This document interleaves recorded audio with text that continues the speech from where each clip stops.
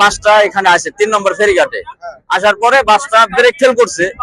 Brake fail করে মানে আপনার ড্রাইভার পারলে কিন্তু আপনার যে কোনো সাইড নিয়ে একটাই করতে পারতো, ড্রাইভার লাফ দিয়ে নামে গেল পল্টনের উপরে।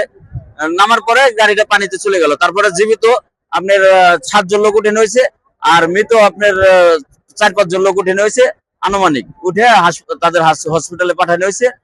তা এই আমি এখানে ছিলাম, আমার ডিউটি ছিল 3 নম্বর ঘাটে। আমি কালেক্টর, 3 নম্বর ঘাটের সুপারভাইজারের দায়িত্ব আছে। হ্যাঁ, লুজ কালেকশনের এখানে আমি ছিলাম। আমার ছোট ভাই আর কি নিজেই পানিতে লাফ দিয়ে নামে অনেকগুলো লোক উঠেছে আর কি, প্রায় 10-12 জন লোক উঠেছে।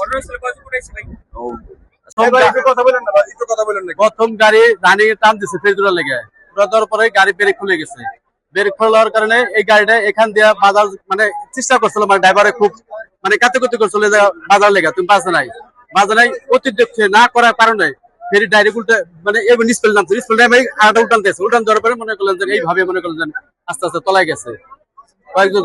যাত্রী আসলে মেলা যাত্রী ফুল যাত্রী ছিল, অর্থাৎ 5-7 জন লোক বাঁচছে, তারপর আর বাঁচে নাকি ফুল যাত্রী ভরা সিদ্ধের বাজার তো। কি গাড়ি সোয়াদ পরিবহন, সোয়াদ পরিবহন।